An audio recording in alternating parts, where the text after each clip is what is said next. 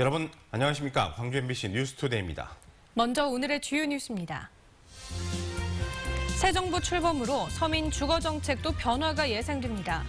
공공임대주택 활성화를 통해 서민들의 월세 부담이 줄어들 것으로 보입니다. 세계 정치와 외교의 중심인 유엔본부에서 5.18 행사가 사상 처음으로 열렸습니다. 5.18 세계화를 향한 새로운 이정표가 될 것으로 기대됩니다. 세월호 객실 수색이 다음 달 말까지 완료되고 7월부터는 선체조사가 본격적으로 이뤄질 예정입니다. 한국전력이 포브스가 선정한 글로벌 2000대 기업 순위에서 전력 유틸리티 부문 2위에 올랐습니다. 새 정부 출범으로 서민 주거 정책도 변화가 예상됩니다. 문재인 대통령은 후보 시절 공공임대주택 활성화를 통한 서민 주거 안정을 강조해 왔는데요. 이 공약이 구체화되면 주거 취약계층의 월세 부담이 줄어들 것으로 보입니다. 박수인 기자입니다. 광주 전남의 부동산 동향을 담은 한 생활정보지입니다. 지난해와 올해 이 정보지에 실린 전월세 임대 광고는 모두 8만 5천여 건. 이 가운데 3분의 2가 월세 임대 광고입니다. 호남통계청의 분석에서도 광주와 전남에서 전세 비중은 30% 이상 감소한 반면 월세는 24%가량 증가했습니다. 저금리 기조 장기화로 집주인들의 월세 선호 현상이 뚜렷해지고 있는 겁니다. 상승이 전적이다 보니까 시세 차익보다는 실제 임대 수익을 목표로 한 그래서 월세로 광고를 내시는 그런 성향이 훨씬 강해졌다 이렇게 파악됩니다. 문제는 월세 시대에선 서민들의 주거비 부담이 커진다는 점입니다. 다달이 임대료를 내야 하는 월세가 목돈을 보증금으로 맡겨두는 전세보다 주거비 부담이 2배 가까이 큽니다. 전세금을 은행에 맡기면 우리가 2%대 수익에 불과하기 때문에 월세를 하면 이런 어떤 금융 비용적인 측면에서 부담이 늘어난다고 할 수밖에 없습니다. 특히 전세 보증금 마련이 쉽지 않은 20, 30대 젊은 층이나 저소득층의 경우 떠밀리다시피 월세 시장으로 밀려나고 있습니다. 때문에 새 정부의 주거복지 정책이 주목받고 있습니다. 문재인 대통령은 서민 주거 안정을 위해 월세가 저렴한 공적 임대주택을 매년 17만 가구씩 공급하겠다고 공약했습니다. 또 민주당이 강조하고 있는 전월세 상한제 등을 도입해 민간 임대 시장을 규제할 가능성이 높습니다. 다만 새 정부가 매년 수조 원의 재원을 어떻게 마련할지는 과제로 남아 있습니다. MBC 뉴스 박수인입니다. 주말 내내 볕이 뜨거웠습니다. 월요일인 오늘은 더위가 더 심해지겠는데요. 올 들어 가장 높은 기온이 예상됩니다. 광주가 32도로 어제보다 2도가량 높겠고요. 곡성이 33도, 화순 32도로 전남 대부분 지역 30도를 넘어서겠습니다. 다만 아침과 저녁으로는 여전히 서늘하니까요. 참고하셔야겠습니다. 오늘도 볕이 강하게 내리쬐겠습니다. 우리 지역 자외선 지수가 매우 높은 단계를 보이겠는데요. 수십 분 내에 피부 화상을 입을 가능성이 있으니까 한낮에는 야외 활동을 가급적 피하셔야겠습니다. 또 오후가 되면서 미세먼지 농도도 짙어집니다. 우리 지역 한때 나쁨 단계가 예상되니까 호흡기 건강 챙기셔야겠습니다. 현재 기온 보시면 광주가 16.9도를 보이고 있고요. 영광이 17.2도, 담양이 13.7도로 출발하고 있습니다. 낮 기온은 영광과 장성, 담양 31도로 예상됩니다. 대부분 지역 어제보다 1도에서 2도가량 높겠습니다. 곡성과 구례가 33도, 보성 30도로 평년 기온을 크게 웃돌겠습니다. 날씨였습니다. 세계 정치와 국제 외교의 중심인 유엔본부에서 5.18 행사가 사상 처음으로 열렸습니다. 유네스코 세계 기록유산 등재에 이어 또 하나의 중요한 5.18 세계화 이정표가 세워졌습니다. 뉴욕 현지에서 김철원 기자입니다. 국제정치 1번지 유엔에서 5.18 행사가 한국 시간으로 지난 27일 새벽 열렸습니다. 5.18 열흘의 항쟁 기록인 죽음을 넘어 시대의 어둠을 넘어의 영문판, 광주 다이어리 재출간을 기념하는 학술 행사로 유엔에서 열리는 첫 번째 5.18 행사입니다. 광주가 민주화의 과정 속에서 품고 키워왔던 민주화, 인권과 평화의 정신은 세계인이 함께 나누며 공유하는 숭고한 가치가 되고 있습니다. 도널드 그레그 전 주한 미 대사와 브루스 커밍스 시카고대 석좌 교수, 5.18 당시 광주를 취재했던 테리 앤더슨 AP통신 특파원 등이 참석해 한국 민주주의와 세계사에 미친 5.18의 의미를 놓고 열띤 토론을 벌였습니다. removed her from office, elected a new one, without a single gun or uniform, showing up to try to control events. That's a stable democracy. That's what Korea has achieved since Gwangju. 유엔에서 열리는 첫 5.18 행사를 보기 위해 미국 전역에 사는 호남인들을 비롯한 한인들이 먼 길을 마다하지 않았습니다. 윤상원 열사를 생각하면 지금도 생생해요. 유엔 본부에서 이런 뜻깊은 행사를 한다는 것이 저 개인적으로는 말할 수 없는 어떤 그 영광이고 또 우리 선배님한테 대한 비로소 어떤 도리를 하지 않았는가. 학술대회가 끝나고 마련된 한국 유엔 대표부 오찬장에서 참석자들은 임을 위한 행진곡을 함께 부르기도 했습니다.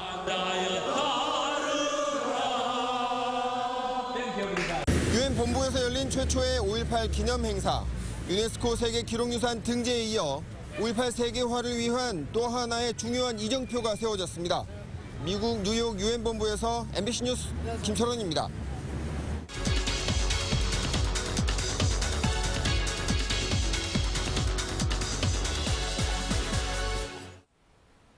도널드 그레그 전 주한 미국 대사는 5.18이 북한군 소행이라는 극우 세력과 전두환 씨 주장을 말도 안 된다고 일축하고 있습니다. 1980년 5.18 당시에는 백악관 국가안보회의 아시아 담당자로서 광주 대책회의에 참석하기도 했는데요. 유엔에서 열린 5.18 학술대회에 발제자로 참가한 그레그 전 대사를 김철원 기자가 만났습니다. 네, 그레그 대사님 안녕하십니까? Nice to be with you. 예, 주한미대사 자격으로 처음 광주를 방문하셨던 것으로 알고 있습니다. 그때 당시에 여러 가지 일화가 있으셨던 걸로 알고 있는데. I was surprised when I became ambassador in 1989 to see that the questions about Gwangju were still very much alive and that nobody in the American embassy had been down to Gwangju for a long time. And so I went to Kim Dae-jung and I said, do you think I should go to Gwangju?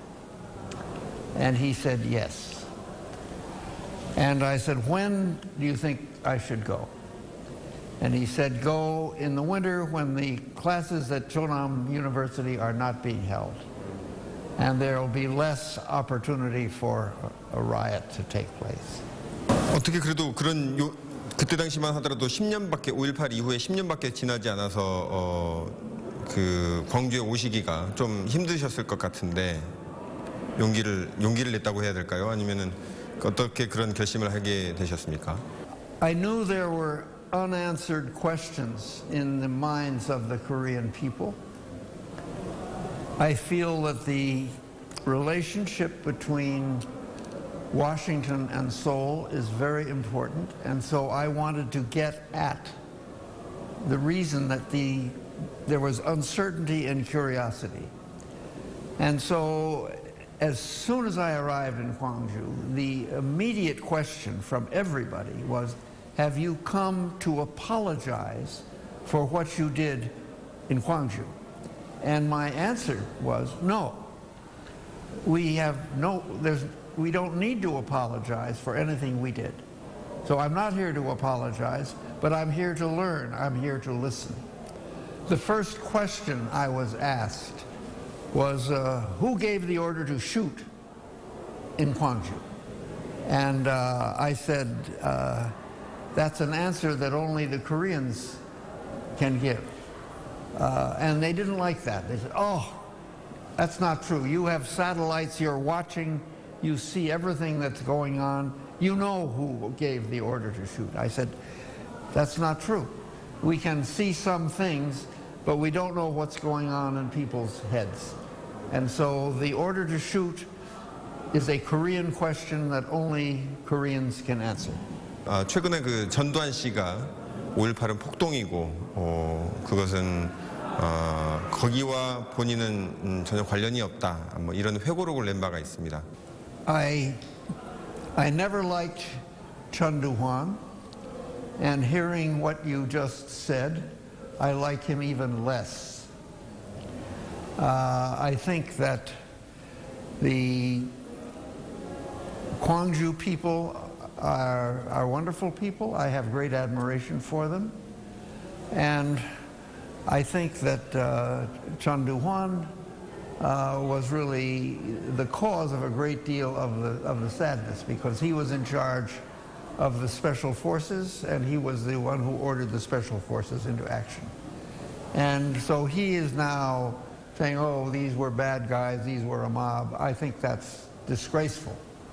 I think he was responsible for the brutality that was launched on the Gwangju people, but he doesn't want to face up to that.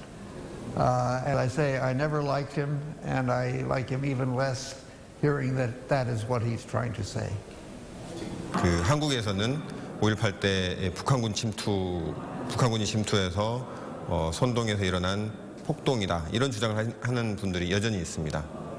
I understand it. We do the same kind of thing in the United States, where something happens and everybody is finding somebody to blame. It says it's his fault. It's not my fault. It's his fault. And so there are still some Koreans who are saying, oh, it was the North Koreans. They're the ones. It wasn't my fault. It was North Koreans. There was no evidence that it was North Korea. None. This was an internal issue, which I think was provoked by Chun Doo-hwan and his bringing in of the special forces and loosing them on the Korean people. And the brutality with which they reacted, I think, was tragic and unfortunate and unnecessary. 오늘 소중 말씀 고맙습니다. My pleasure. I've enjoyed this. Thank you. 감사합니다. Thank you. 5.18 민주화운동 37주년 기념 행사가 지난 주말 부활절 끝으로 마무리됐습니다.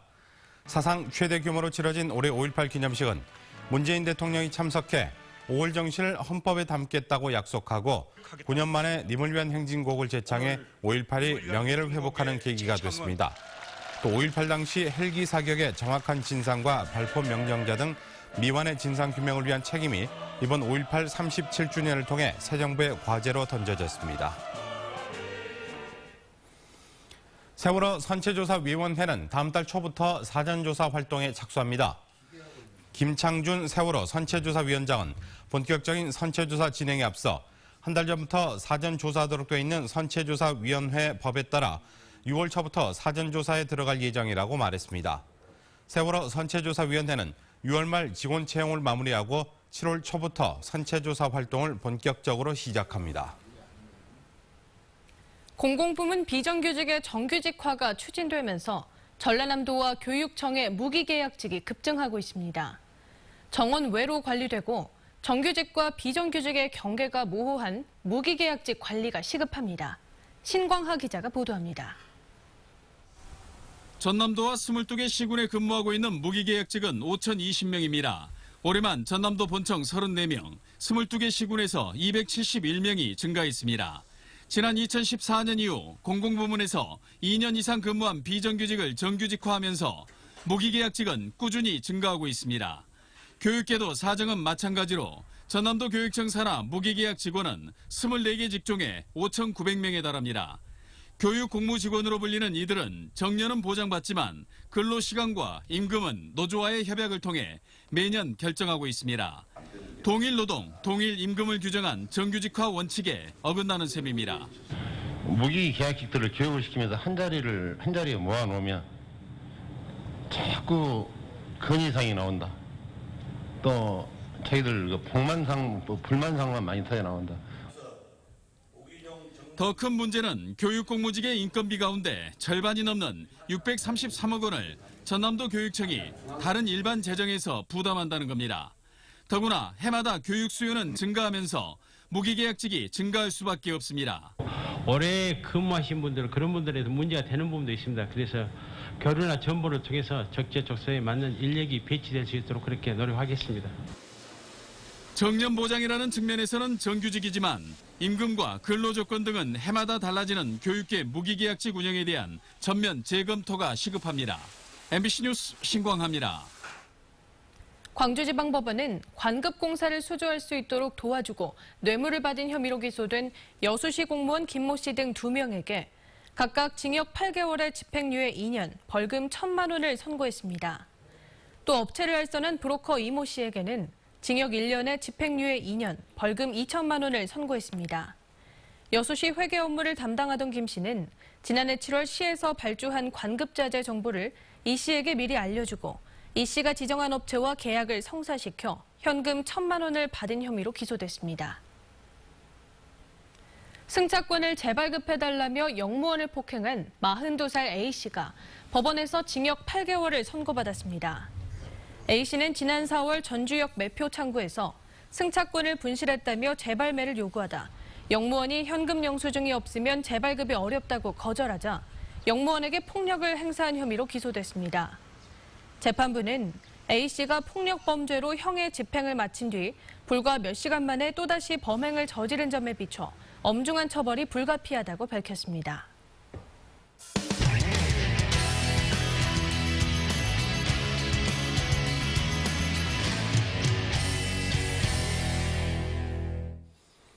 우리나라 토종개인 삽살개는 털이 눈을 덮을 정도로 수북하죠. 아주 드물게 털이 짧고 얼룩 있는 바둑이 삽살개가 태어났는데 안타깝게도 자연 번식이 불가능해 체세포 복제를 통해 대를 잇게 됐습니다.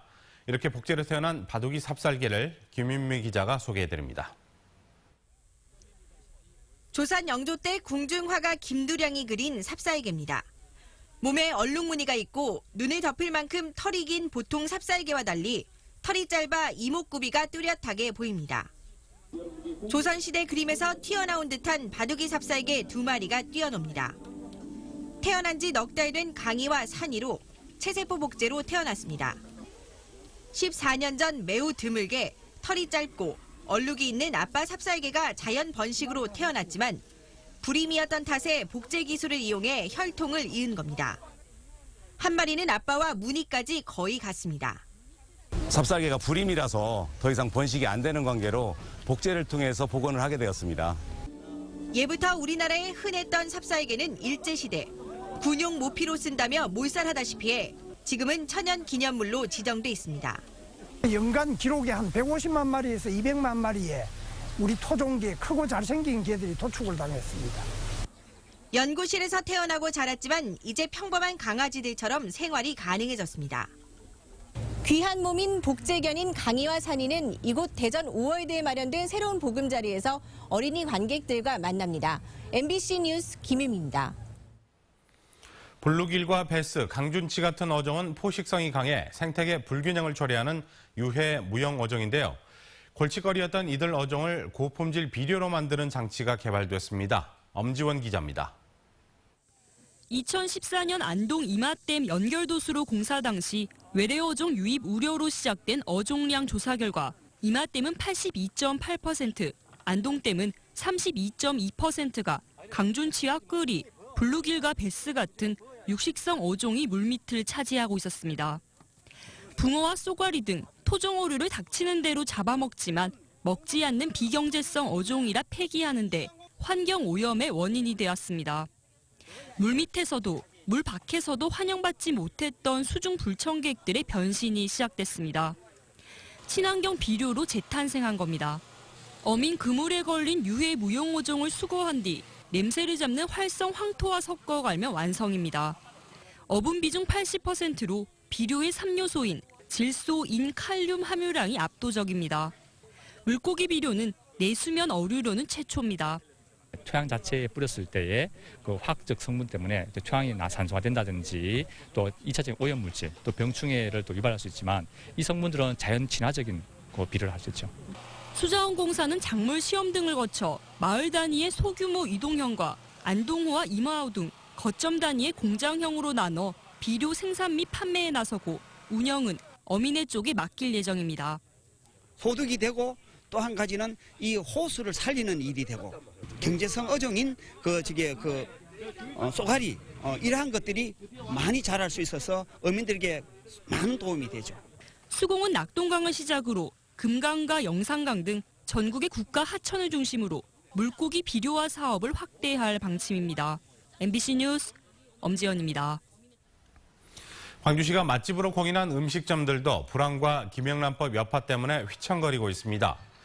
광주시에 따르면 지난해 1월부터 운영 중인 광주 맛집 99곳 가운데 휴폐업이나 업종 변경 등으로 맛집 지정이 취소된 음식점이 16곳에 이릅니다.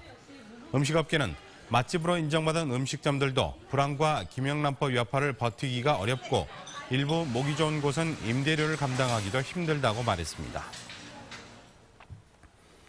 한국전력은 포브스가 선정한 글로벌 2000대 기업 순위에서 전력 유틸리티 부문 2위에 올랐습니다. 지난해 글로벌 전력 유틸리티 부문 1위에 올랐던 한전은 올해 이탈리아 에넬사에 1위를 내줬지만 아시아 전력회사 중에서는 3년 연속 1위를 지켰습니다. 종합순위는 138위에 올라 삼성과 현대자동차에 이어 국내 기업 중 3위를 기록했고 국내 공기업 가운데서는 유일하게 100위권에 이름을 올렸습니다.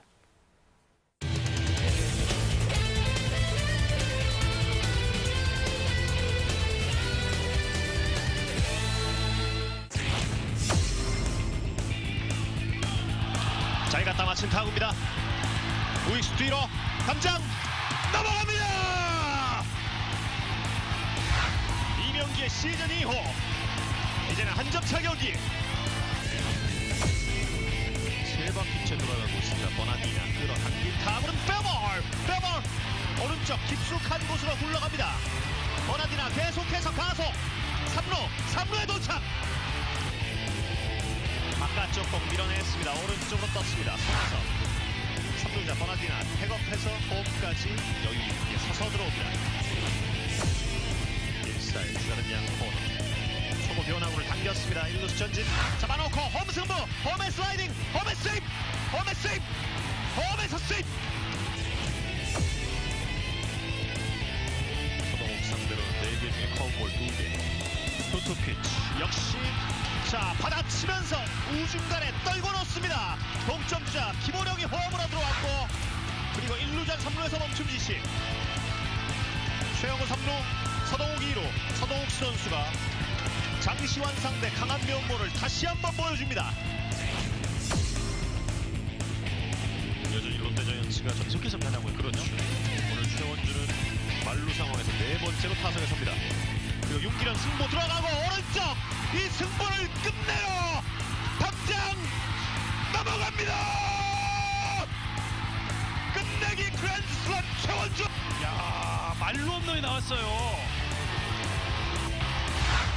변화구를 받아치면서 끝내기 말로 홈런이 나왔습니다. 예. 이환호 오늘의 최원준에게 자격이 있습니다. 조선대 중앙도서관은 매년 한 권의 책을 선정해 구성원이 함께 읽고 소통하는 함께형 북 릴레이를 운영하기로 했습니다.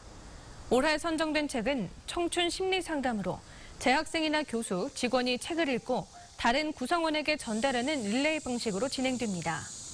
중앙도서관은 릴레이를 시작할 100명을 공모해 오는 31일 선포식을 갖고 릴레이에 참여하는 학생들에게는 저작 강연 참가 기회와 기프티콘 등을 제공할 예정입니다.